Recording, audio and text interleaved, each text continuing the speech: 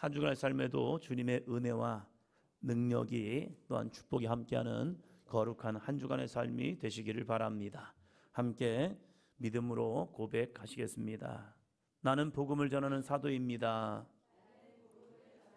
옆 사람 바로 지면서요. 나는 복음을 전하는 사도입니다. 두 번째요. 성령과 지혜가 충만하여 칭찬받는 직분자가 됩시다.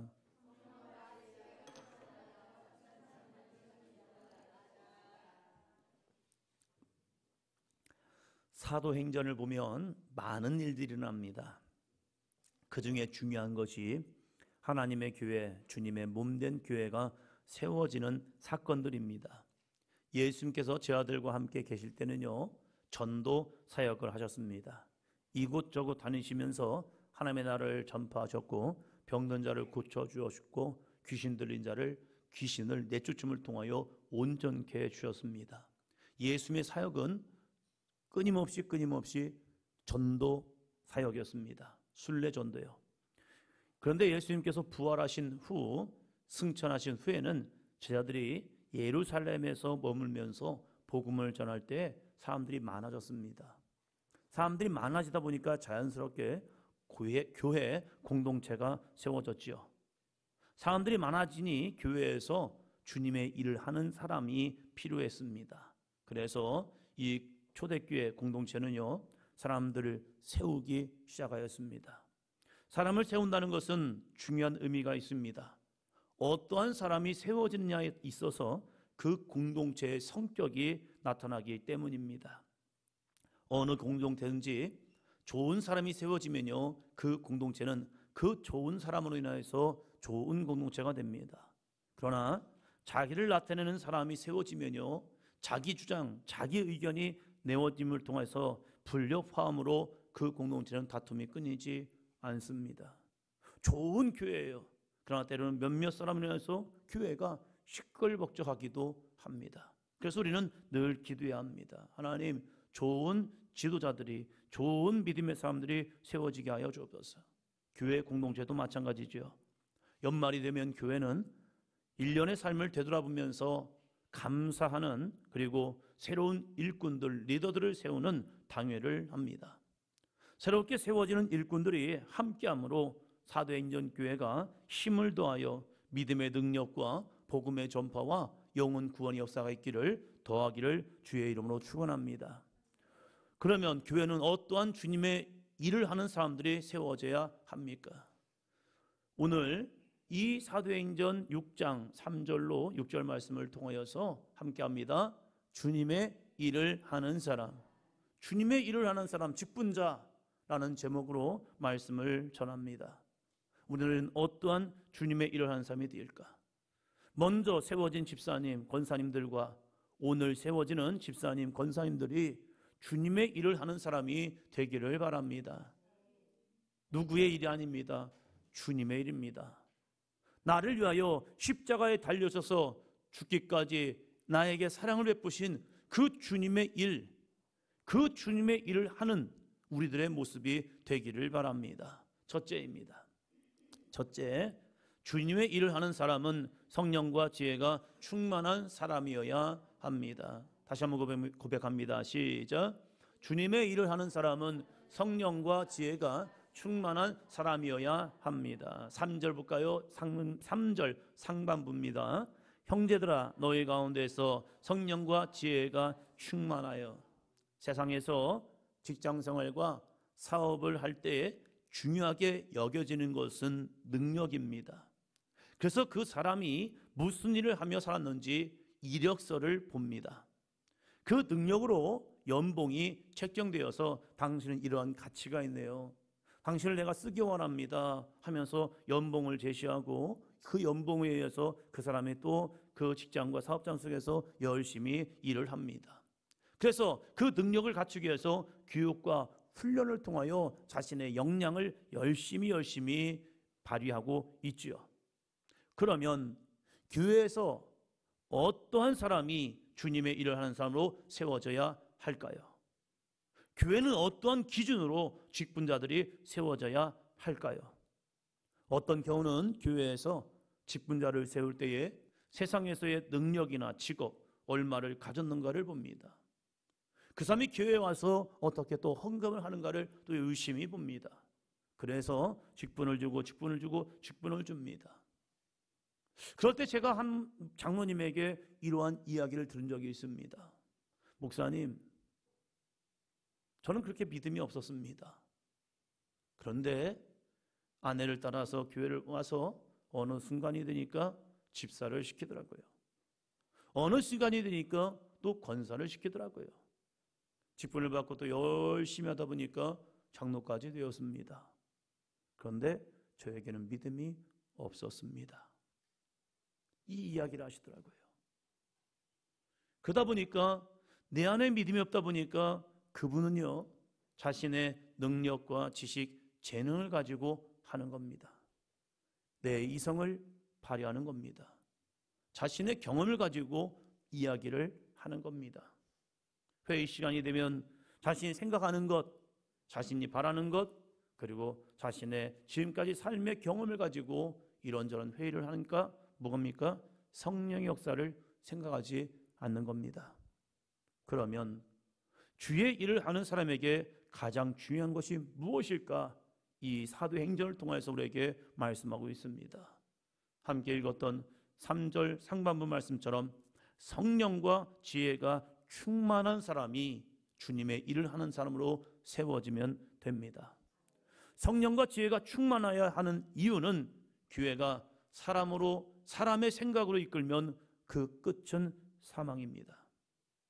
지금 많은 서구교회가 우리보다 복음을 먼저 받아들였던 수많은 나라의 교회들이요, 조금씩 쇠퇴해져 갑니다.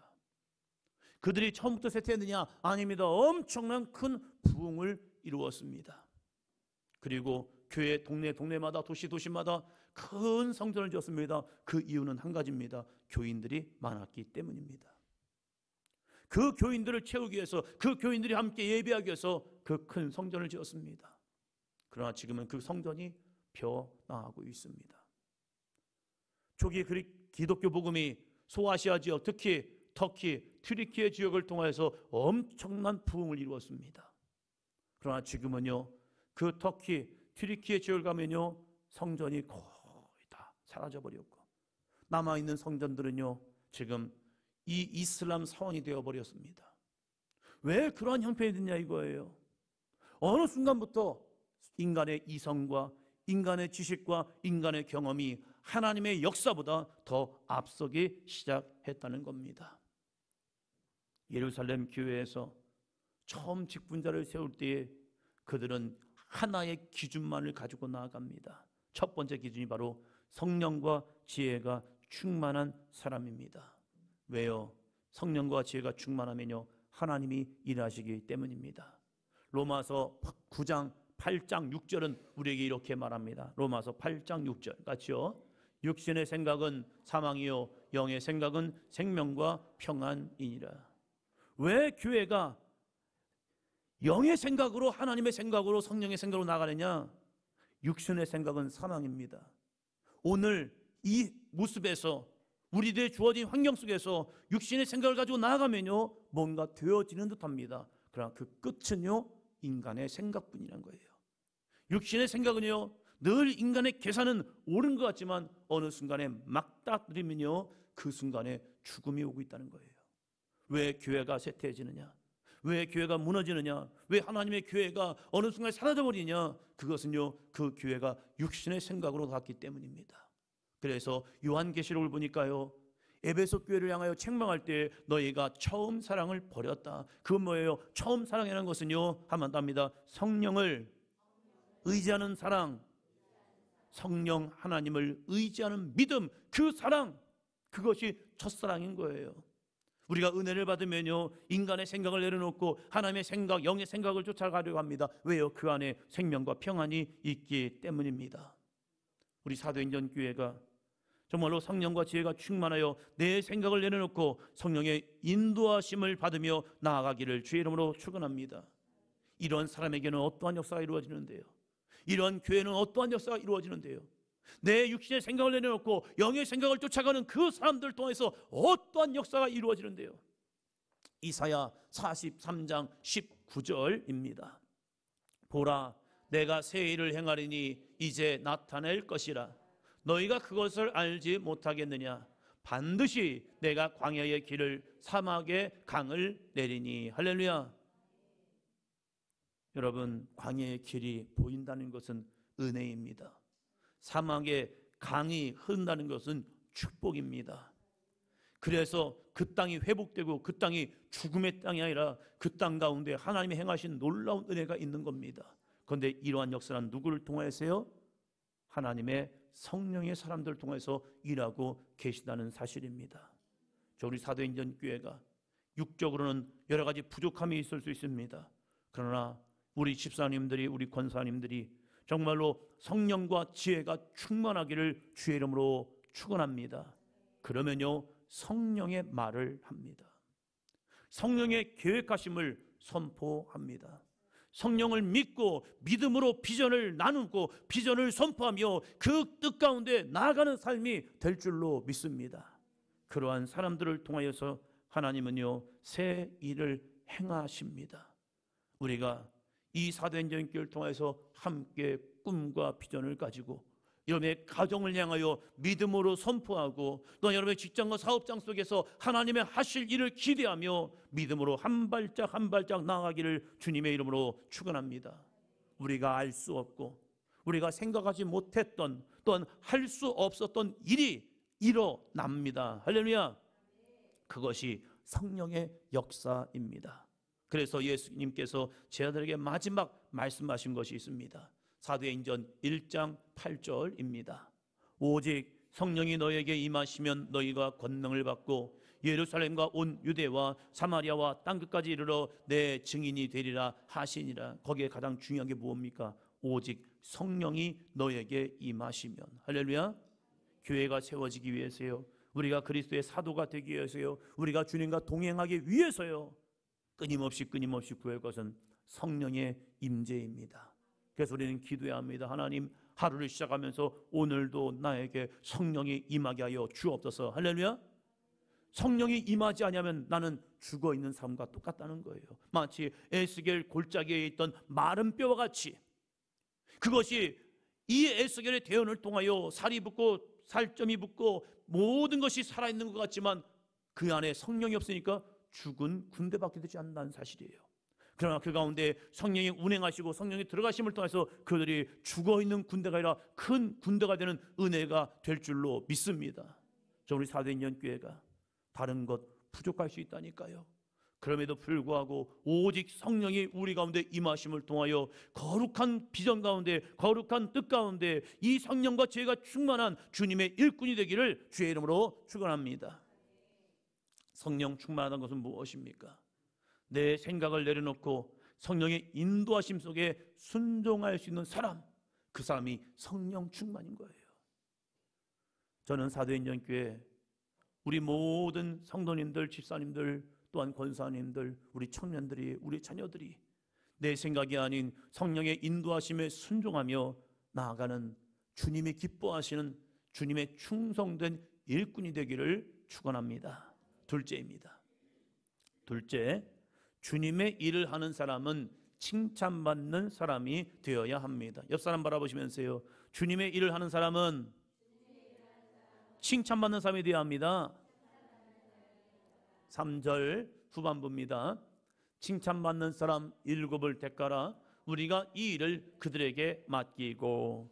주님의 일을 하는 사람 중 성령이 충만한 것 같은데 사람들과 문제를 일으키고 책망받는 사람이 있습니다.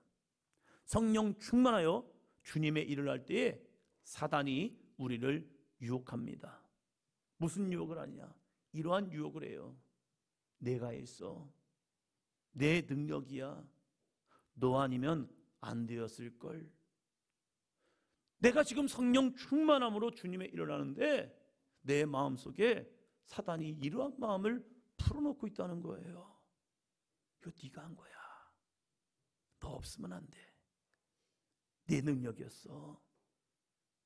너 아니면 안 될걸 하면서 끊임없이 이 달콤한 유혹을 우리에게 말합니다. 목사님, 이게 크게 잘못된 겁니까? 아니요. 지금 이 마음을 주는 것이 뭔지 아십니까? 선악과예요.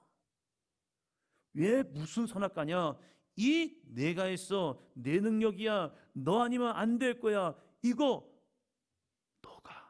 너가 하면서요, 하나님의 영광 받아야 할 자리에요 나를 쓱 집어넣고 내가 하나님과 같이 돼버리게 하는 거예요. 하나님의 자리, 영광의 자리에 나를 세우려 합니다. 이때 우리는 고백해야 합니다. 한 번 더 합니다. 주님께서 하셨습니다. 저도 싸우는 게 그겁니다. 주님께서 하셨습니다.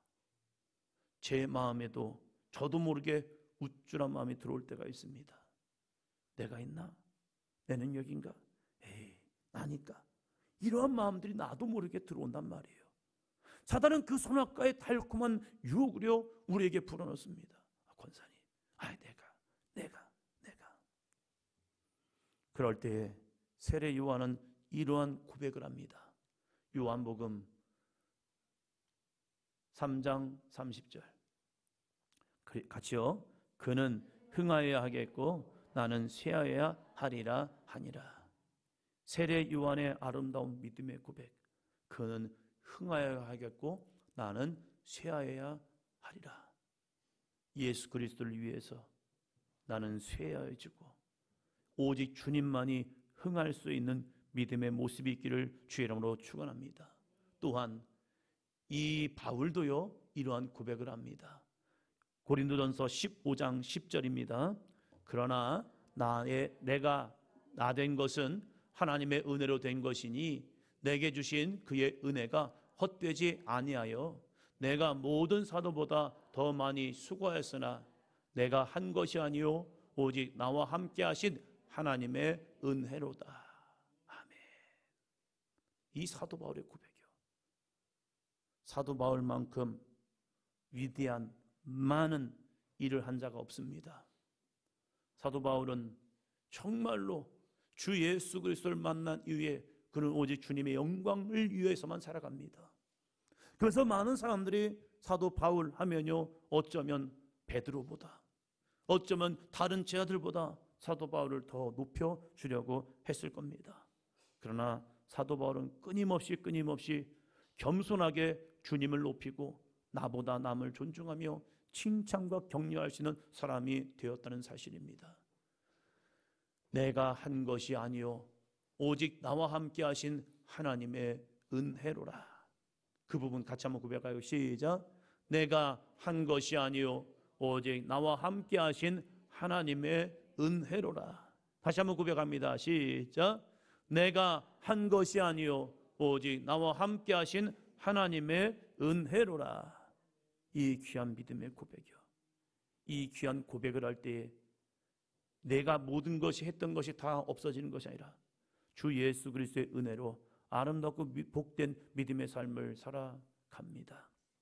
사랑하는 성도 여러분, 겸손하게 주님을 높이고 나보다 남을 존중하며 칭찬과 격려를 할 수 있는 사람들이 되기를 주님의 이름으로 축원합니다. 그러면요 하나님은요 그 사람을 칭찬하고 사람들에게 칭찬받고 존귀함을 얻습니다. 우리 사도행전 교회 주님의 일을 하는 사람들이 많은 사람들 앞에 칭찬받고 또 우리 사도행전 교회도 이 땅 가운데 칭찬받는 교회가 되기를 주님의 이름으로 축원합니다.